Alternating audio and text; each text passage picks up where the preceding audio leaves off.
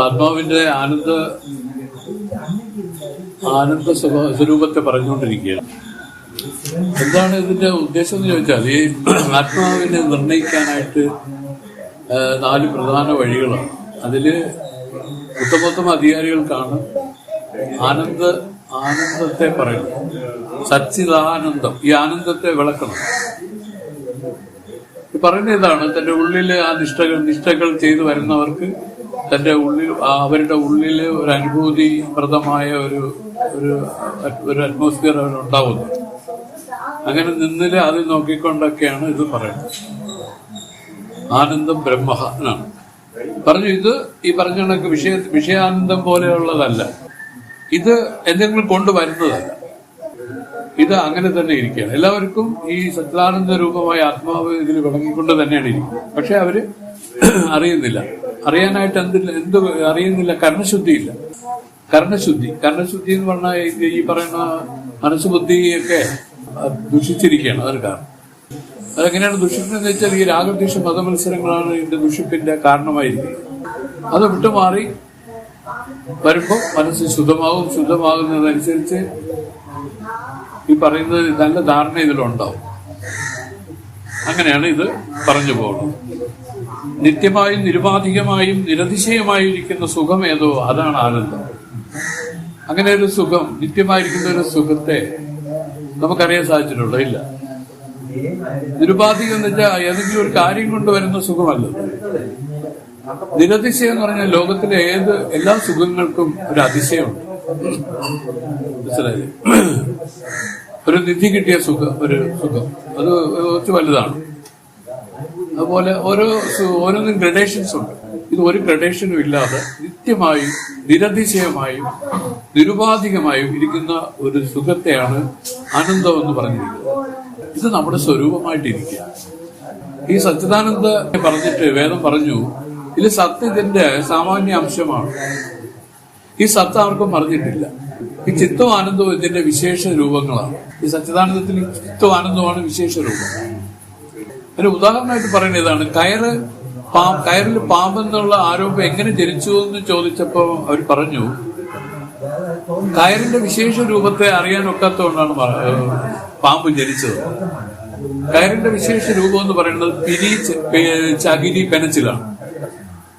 ഈ മന്ദാന്തകാലത്തില് ആ പിരിയും ചകിരിയും പെനച്ചിലും അറിയാതെ വന്നപ്പോ എന്തോ ഒന്നെന്നാണ് കണ്ടത്. എന്തോ ഒന്ന് എന്ന് പറഞ്ഞിട്ട് അതിലാണ് പാമ്പെന്നുള്ള ആരോപം.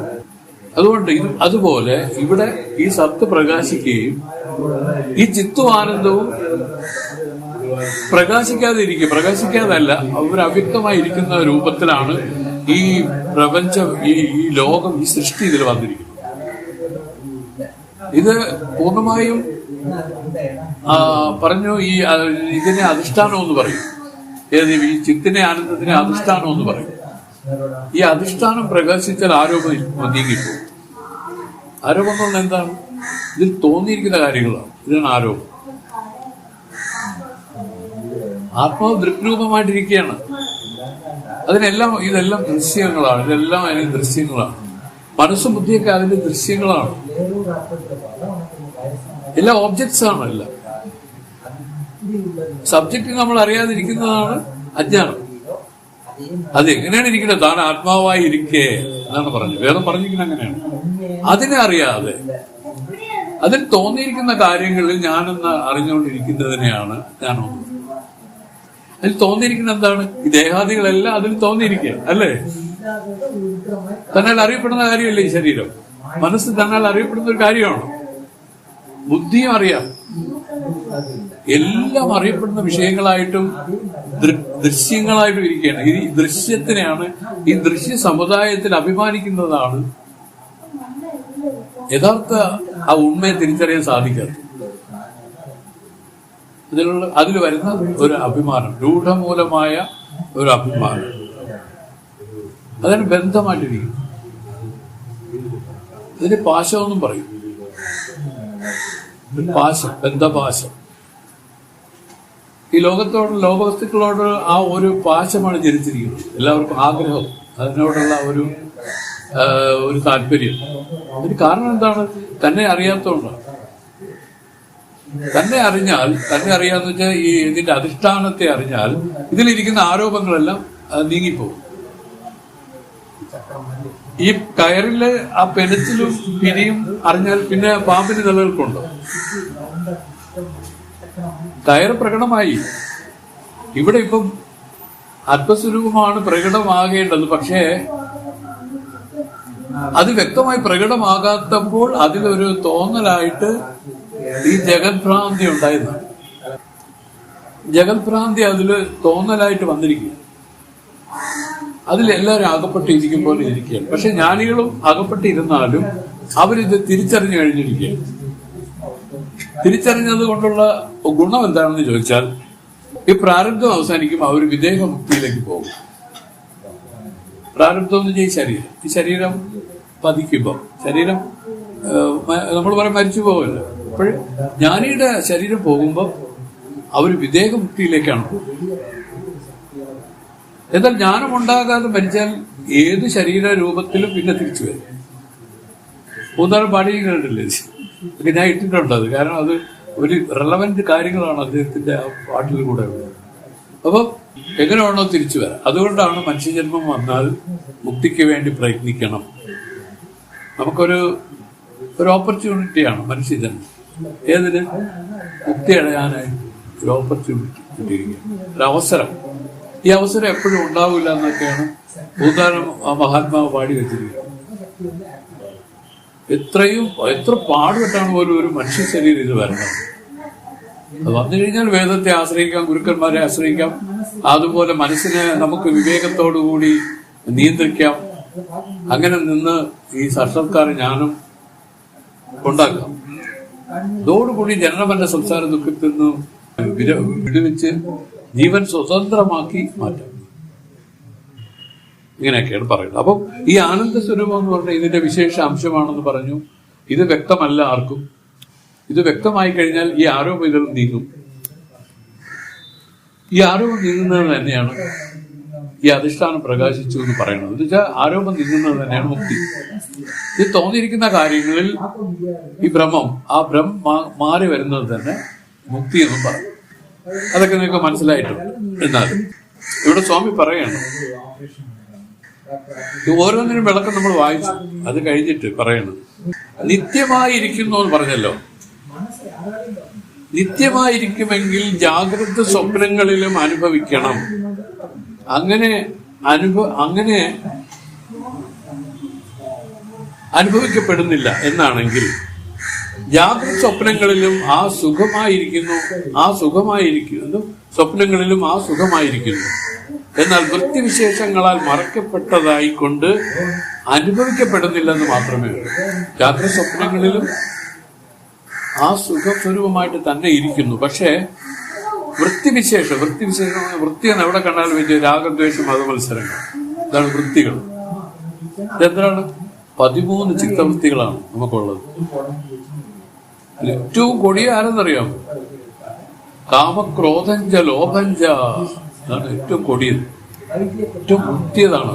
അതുണ്ടെങ്കിൽ ബാക്കിയെല്ലാം അതിന്റെ സബോർഡിനേറ്റ്സ് ആയിട്ട് അടുത്തൂടെ കാണും.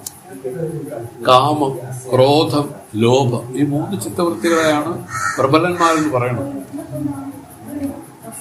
ഇതിൽ ലോഭവൃത്തിക്ക് മഹാഭാരതത്തിൽ ഉദാഹരണം പറഞ്ഞിരിക്കുന്നത് ദുര്യോധനനാണ്. ദുര്യോധനന് നോക്കി അറിയാം, ലോഭവൃത്തി അറിയാം. സൂചി കുത്താനുള്ള സ്ഥലം പോലും കൊടുക്കൂല എന്ന് പറഞ്ഞു പാണ്ഡവന്മാർക്ക്. ലോഭവൃത്തിയാണ്. എല്ലാം ഉണ്ട്, സുഭിക്ഷമാണല്ല, പക്ഷെ ഒരു സൂചി കുത്താനുള്ളത് പോലും കൊടുക്കൂല. അതാണ് ലോഭം. ഇതിൽ ഓരോന്നിനും ഓരോ ഉദാഹരണം പറഞ്ഞ് നമ്മളെ അജ്ഞാന പ്രകടനം വായിച്ചപ്പോ പറഞ്ഞിട്ടുണ്ട്. ഇതൊക്കെ എന്തിനാണ് ഇത് പറഞ്ഞിരിക്കുന്നത്? ഇതെല്ലാം നമ്മിലുണ്ടോ എന്ന് നോക്കാനും ഉണ്ടെങ്കിൽ അതിനെടുത്ത് കളയാനുമാണ്. കാരണം ഏതെങ്കിലും ഒരു ചിത്തവൃത്തിക്ക് അടിമപ്പെട്ടായിരിക്കും ഓരോരുത്തർക്കും. ഇപ്പൊ ചേച്ചിക്കുള്ള വൃത്തി ആയിരിക്കില്ല ഗീതക്കുള്ളത്, അതായിരിക്കില്ല ഉഷിക്കുള്ളത്. അങ്ങനെയാണ് വ്യത്യാസങ്ങളാണ്. ഇതാണ് വ്യത്യാസം. നമ്മൾ തമ്മിലുള്ള വ്യത്യാസം എന്താണ് വിഷയം? ഈ വൃത്തികളുടെ വിശേഷങ്ങളാണ്. ഓരോരോ വൃത്തികൾ ചിലർക്ക് അത് കൂടി നിൽക്കും. അവർക്ക് ഭയങ്കര ലോഭിയാണെന്ന് പറയും ചിലർ ഭയങ്കര ക്രോധിയാണെന്ന് പറയും, അല്ലേ?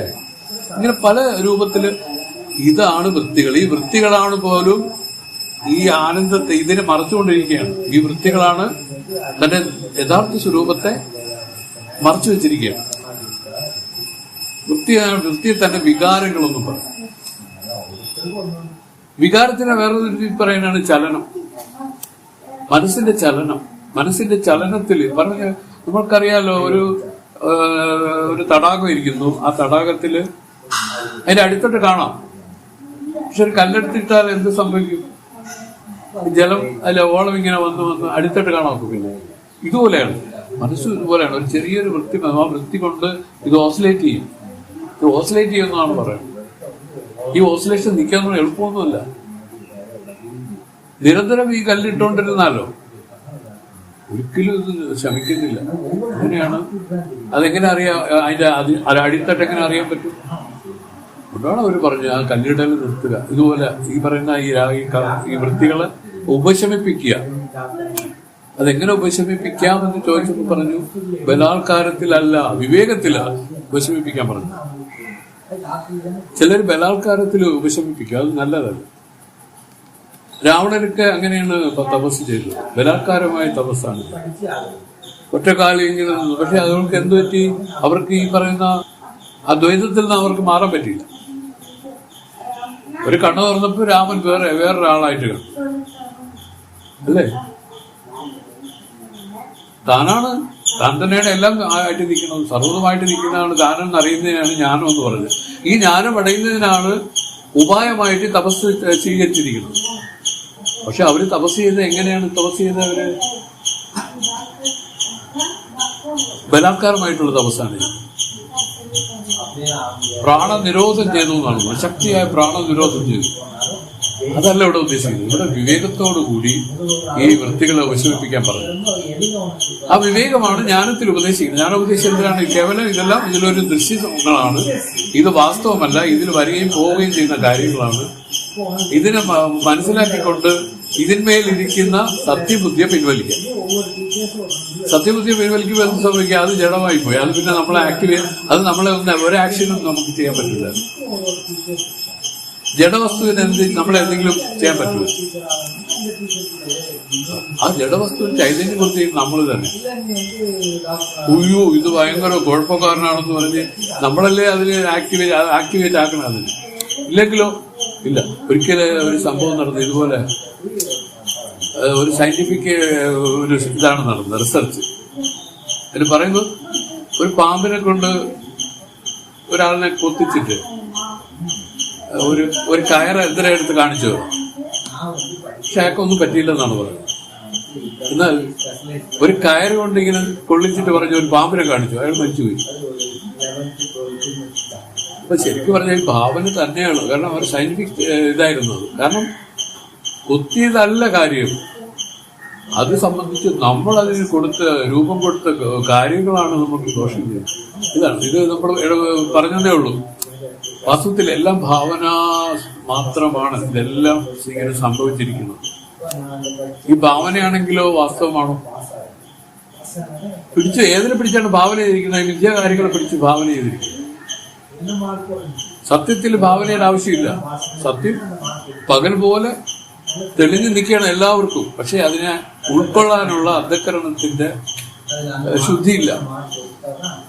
അങ്ങനെ ഈ അന്ധകരണ ശുദ്ധി വരുത്താൻ വേണ്ടിയിട്ടാണ് പറയുന്നത്. വേദം തന്നെ പറഞ്ഞു കൊടുക്കും. ഇതെല്ലാം കേവലം തോന്നലുകളാണെന്ന് പറയുമ്പോൾ എന്താ മനസ്സിലാക്കാം? ഇതിൽ നമ്മൾ വെച്ചിരിക്കുന്ന ആ മനോവൃത്തികളെ ഇതിൽ നിന്ന് പിൻവലിക്കാം. അങ്ങനെ നിന്ന് പറയണം. ഇങ്ങനെ നിരതിശയ നിത്യമായ ബ്രഹ്മാനന്ദത്തിന്റെ 3 ലക്ഷണങ്ങൾ നമ്മിടത്തിലും അനുഭവപ്പെടുന്നതിനാൽ നമുക്ക് ആനന്ദരൂപം ഇരിക്കുന്നു. ഇങ്ങനെ സച്ചിദാനന്ദ ലക്ഷണം നമ്മിടത്തിലും ശ്രുതിയുക്തി അനുഭവസിദ്ധമായി ഇരിക്കുന്നതിനാൽ നമുക്ക് ആത്മാവിന്റെ സച്ചിദാനന്ദ ബ്രഹ്മത്വം സിദ്ധിച്ചതെന്ന് അറിയത്തക്കത്. നമ്മളെല്ലാം ആത്മസ്വരൂപങ്ങളായിട്ടാണ് ഇരിക്കുന്നത്. പക്ഷെ അതില് ചിലരറിയുന്നു, ചിലരറിയാനായിട്ട് ശ്രമിക്കുന്നു, ചിലരും തീരെ അറിയാതെ അങ്ങനെ ഇരിക്കുന്നു. ഇങ്ങനെ വ്യത്യാസം 3 തരത്തിലുണ്ട്. അജ്ഞാനി അഭ്യാസി ആരൂഢ, ഇങ്ങനെയാണ്. അജ്ഞാനി അഭ്യാസി ആരൂഢ. അജ്ഞാനി എന്ന് വെച്ചാൽ ഇതുമായിട്ട് ഒരു ബന്ധമില്ലാതെ ഇങ്ങനെ ഇരിക്കുന്ന, മൂടനായിട്ടിരിക്കുന്നു. അഭ്യാസി എന്ന് വെച്ചാൽ ഇതൊക്കെ കേട്ടിട്ട് അങ്ങനെയാണോ എന്നൊക്കെ വെച്ച് ആലോചനകൾ ചെയ്തിരിക്കുന്നത്.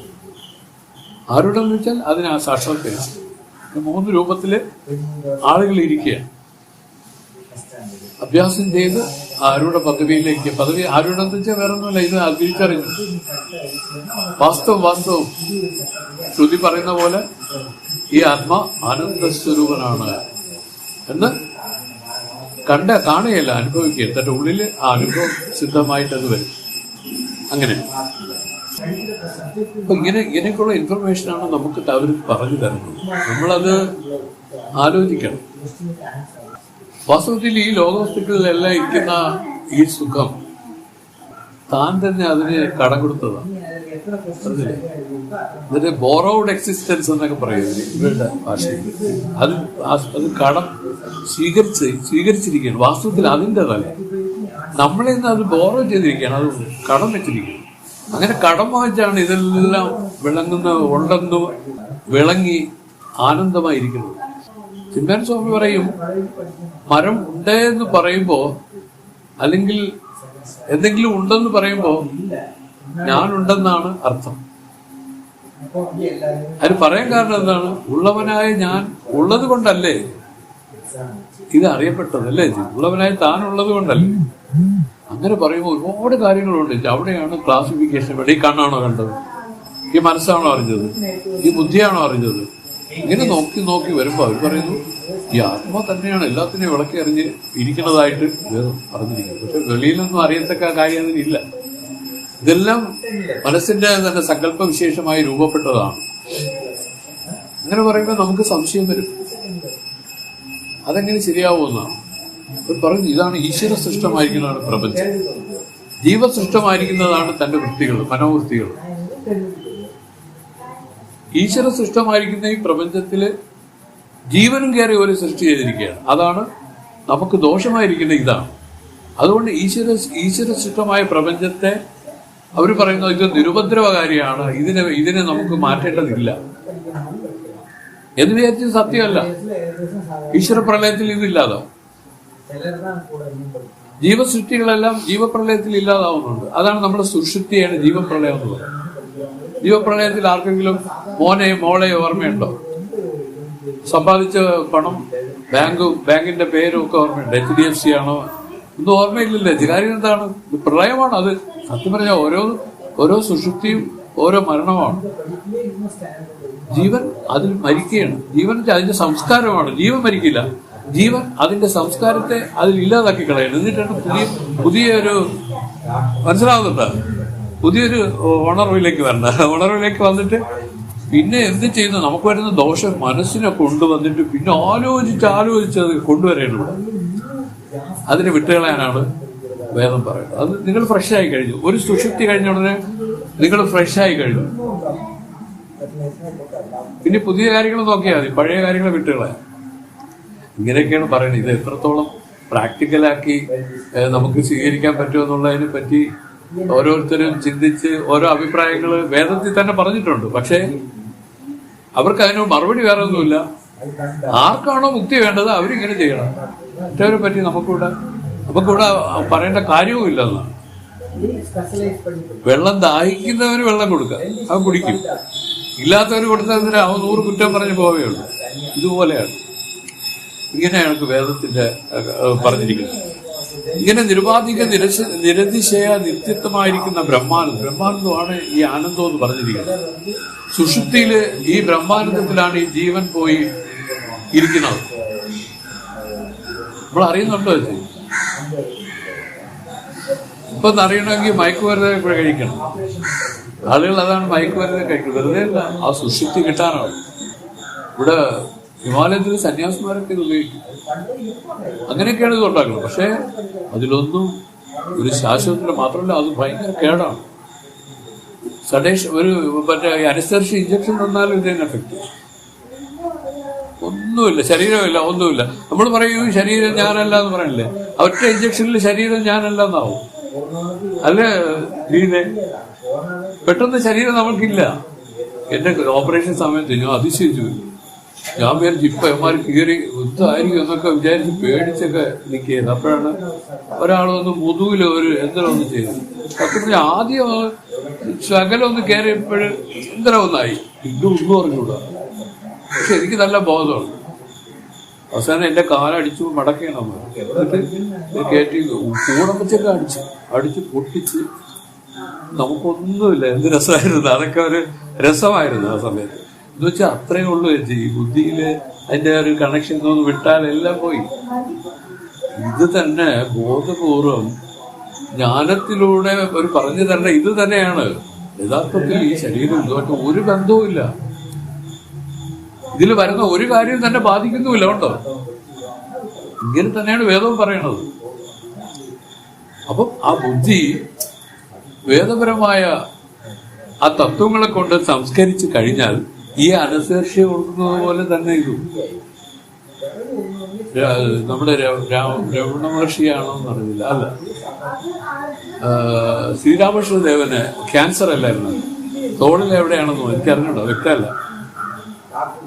അപ്പൊ ഈ ഡോക്ടർമാരെയൊക്കെ കൊണ്ടുവന്ന് ശിഷ്യന്മാർക്ക് ഭയങ്കര സങ്കടം. യോ സ്വാമി വേദനിച്ച് വിഷമിക്കണല്ലോ സ്വാമി എന്നൊക്കെ പറഞ്ഞ് നടക്കുകയാണ്. അപ്പൊ അദ്ദേഹം ചിരിച്ചുകൊണ്ടാണ് ഈ നിൽക്കണത്. അങ്ങനെ ഡോക്ടറെ കൊണ്ടുവന്നിട്ട് പറഞ്ഞ് അപ്പം ഓപ്പറേറ്റ് ചെയ്യട്ടോ എന്ന് ചോദിച്ചു. ചെയ്യാൻ പറഞ്ഞു. പക്ഷെ ഭയങ്കര വേദനിക്കും, അതിന് അനശേഷ്യ തരണമെന്ന് പറഞ്ഞു. സ്വാമി പറഞ്ഞു അനശേഷ്യൊന്നും വേണ്ട, നിങ്ങൾ എപ്പോഴാണോ ഓപ്പറേഷൻ ചെയ്യുന്നത് അതിന്റെ ഒരു 5 മിനിറ്റ് മുമ്പ് അല്ലെങ്കിൽ 1 മിനിറ്റ് മുമ്പ് പറഞ്ഞാൽ മതി. സ്വാമി അനശേഷ്യ കൊടുത്തു. സ്വാമി ദേഹത്തു നിന്ന് പിരിഞ്ഞു കളഞ്ഞു.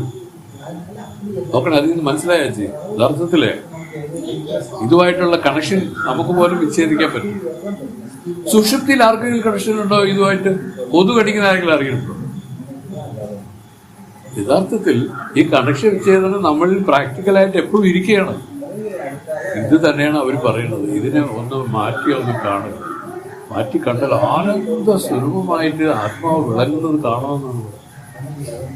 ഇവിടെ സുഷുപ്തിയിലായിപ്പോയതുകൊണ്ട് നമുക്കത് ബോധമില്ലെന്നേ ഉള്ളൂ. പിന്നെ എങ്ങനെ സുഷുപ്തിയിൽ സുഖമായിരുന്നു എന്ന് ചോദിച്ചപ്പോൾ വേദം പറഞ്ഞിരിക്കുന്നു, എല്ലാവരും സുഷുപ്തിയെ ആഗ്രഹിക്കുന്നു. ഒരു നിമിഷം കിട്ടിയാൽ കണ്ണടച്ച് ആ സുഷുപ്തിക്ക് വേണ്ടിയിട്ട് അവര് പ്രയത്നിക്കുന്നു. ഇനി വേറൊന്ന് പറഞ്ഞു, നല്ല പട്ടുമെത്തയും നല്ല കട്ടിലും ആ കൊതു ഇരിക്കാനുള്ള സൗകര്യങ്ങളും എല്ലാം ചെയ്ത ആളുകൾ കിടക്കുന്ന എന്തിനാണ്? സുഷുപ്തി കിട്ടാനാണ്. അപ്പൊ ഒരു സുഷുപ്തിക്ക് വേണ്ടിയിട്ടാണ് എല്ലാം ചെയ്തിരിക്കുന്നത്. എന്തിനാണ് സുഷുപ്തിയുടെ പ്രത്യേകത? ബ്രഹ്മാനന്ദ രസത്തിലിരിക്കാം എന്നാണ് വേദം തന്നെ പറഞ്ഞിരിക്കുന്നത്. നമ്മുടെ കയ്യിൽ നിന്നല്ല, ഇത് വേദം പറഞ്ഞിരിക്കുന്ന കാര്യമാണ് പറയുന്നത്.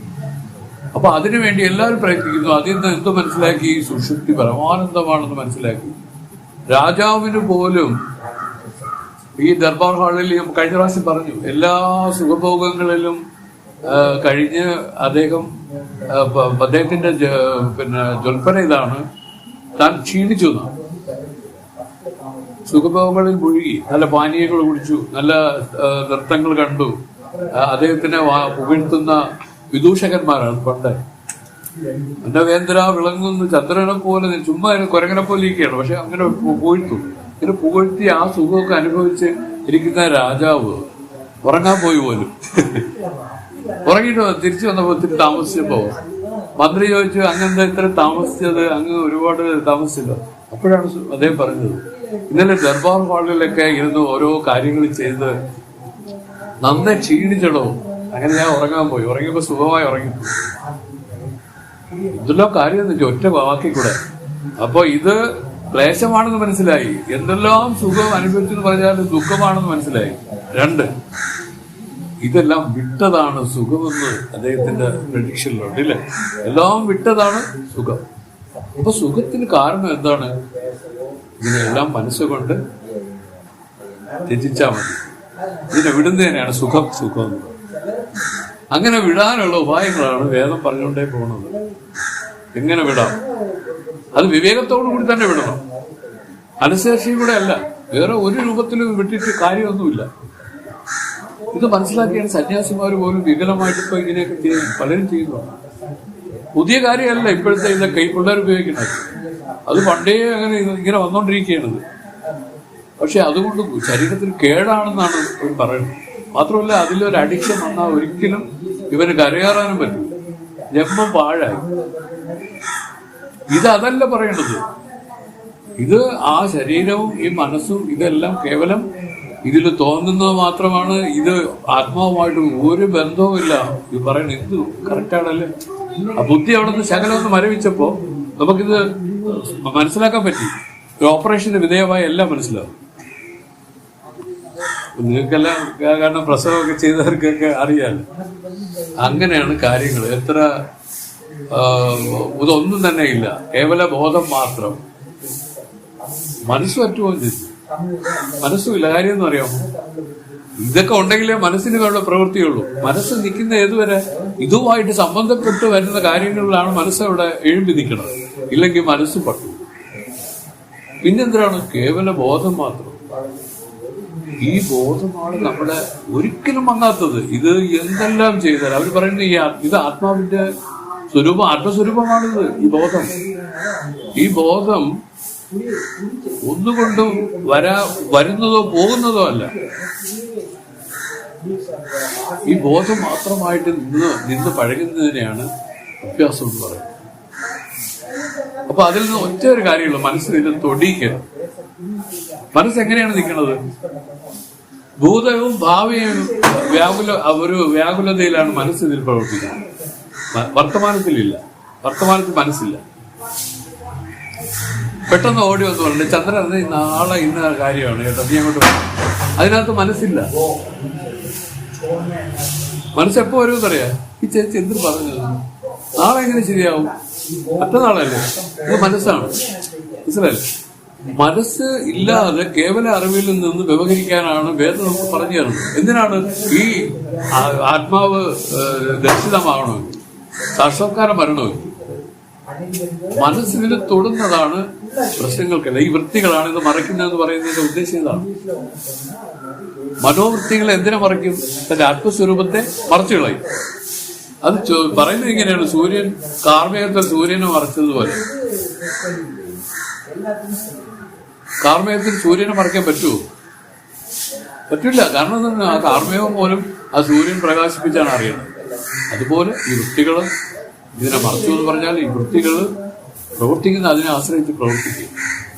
ഇതാണ് അടുത്ത ഇൻഫർമേഷൻ നമുക്ക് തരുന്നത്. ഇതെല്ലാം മനസ്സിലാക്കിക്കൊണ്ട് ആരാണോ വിവേകത്തോടുകൂടി മനസ്സിനെ ഈ വൃത്തികളെ ഉപശമിപ്പിച്ച് കുറച്ചു നേരം നിൽക്കാൻ ശ്രമിക്കുന്ന അവർക്ക് ഈ സമാധി അനുഭവം ഉണ്ടായിട്ട് ഇത് പകൽ പോലെ ഇതിന്റെ താല്പര്യത്തെ അവർ ഉണരും. വേദം പറയേണ്ട ഇതാണ്. നമ്മൾ കുറച്ചൊന്ന് ശ്രമിച്ചാൽ തന്നെ ഇത് വരുമെന്നാണ് അവർ പറയുന്നത്.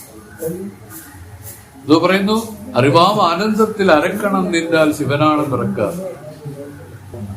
അറിവാം ആനന്ദം എന്ന് പറഞ്ഞാൽ എന്താണ്? ഈ മനസ്സ് തൊടാതെ കേവല ബോധമായിട്ട് നിൽക്കുകയാണ് കുറച്ചു നേരം. അത് ഇവിടെ ഇപ്പൊ മറ്റേടത്തൊരു പ്രശ്നമുണ്ട്. നമുക്കത് ബുദ്ധി മരവിച്ചു പോയില്ലേ? ഇത് ബുദ്ധിയൊന്നും മരവിക്കണ്ട.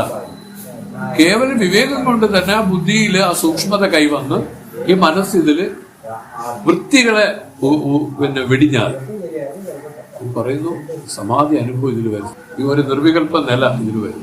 മനസ്സില് വികല്പങ്ങളെല്ലാം ഇല്ലാതെ മനസ്സ് കുറച്ചു നേരം നിൽക്കും.